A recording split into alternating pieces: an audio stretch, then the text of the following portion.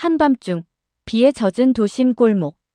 노란 가로등 불빛 아래 정원이 조심스럽게 횡단보도를 건너려 한다. 멀리서 세훈이 손을 흔든다.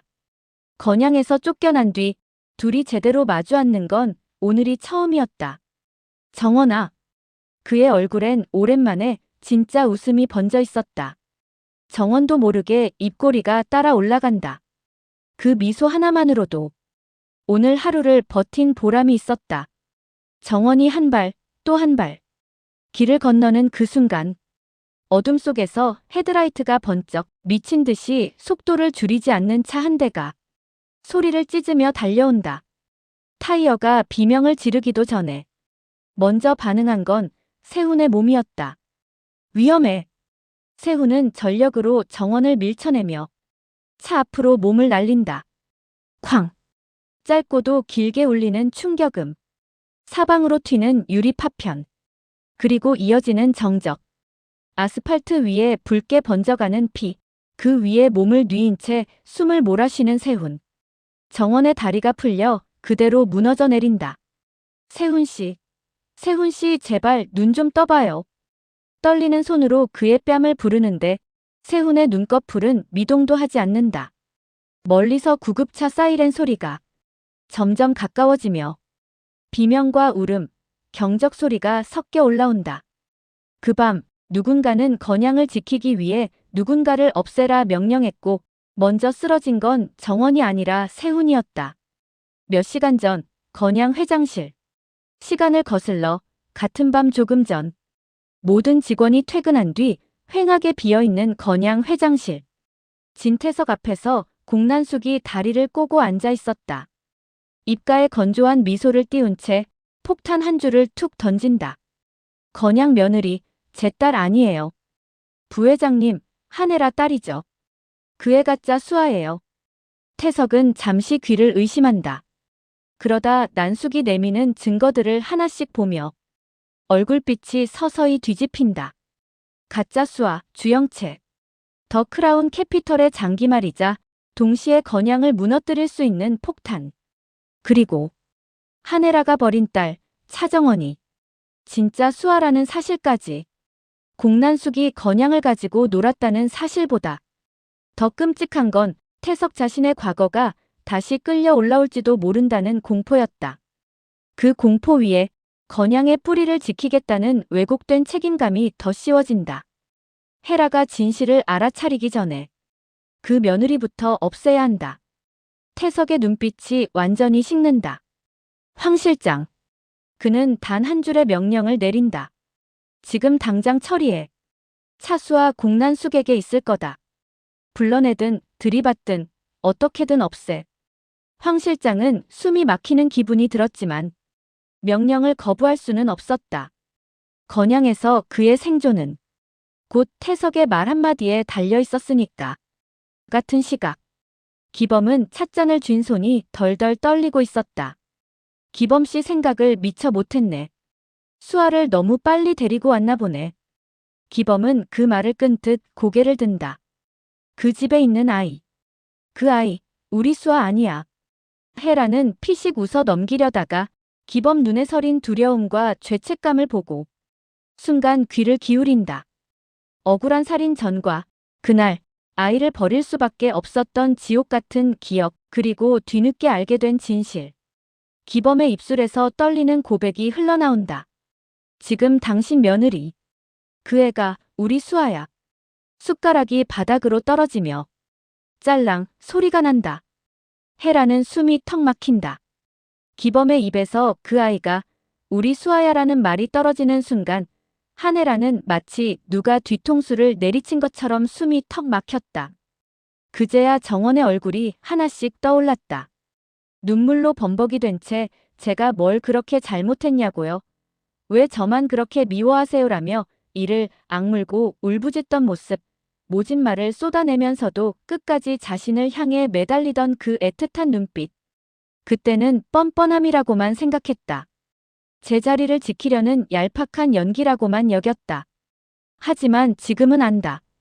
그건 억울해서 토해낸 말이 아니라 버려졌던 딸이 다시 한번 버려지지 않기 위해 마지막으로 내민 손길이었다는 걸 한혜라는 뒤늦게야 깨달았다. 자신이 가장 모질게 짓밟았던 사람이 누구보다 지키고 품어줬어야 했던 자기 딸이었다는 사실을. 내가 또 내 딸을 버린 거야? 주하늘은 난숙의 입에서 무심한 척 흘러나온 말 한 줄에 속이 싸늘하게 식는 걸 느낀다. 차정원, 진세훈이랑 건양가로 데리고 가겠다고 나갔는데 진태석 그 사람이 가만둘 리 없지.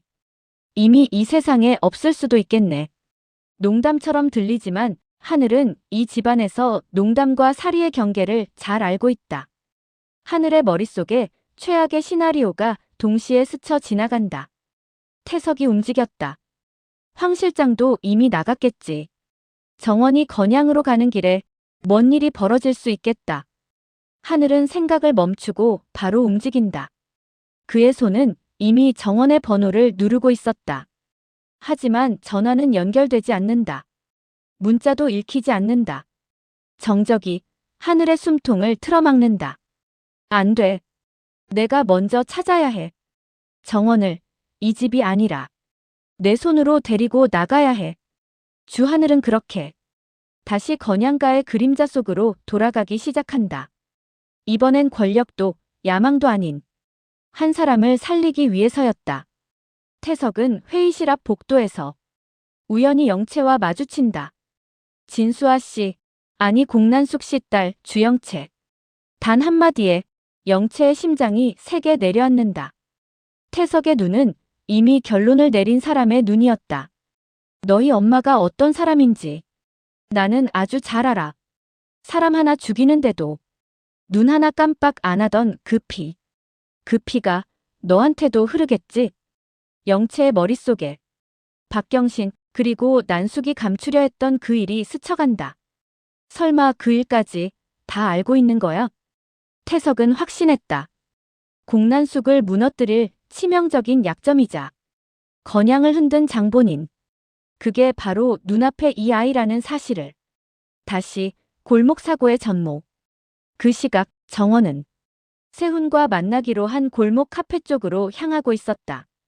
하늘은 정원의 이동 경로를 쫓아 도시를 가르며 달리고 있었고 황 실장은 태석의 명령을 가슴에 품고 또 다른 방향에서 접근 중이었다. 각기 다른 목적을 품은 세 사람의 동선이 한 점으로 모여 들어가는 순간 헤드라이트가 번쩍, 브레이크 대신 가속 페달을 밟은 자동차 한 대가 정원을 향해 돌진한다.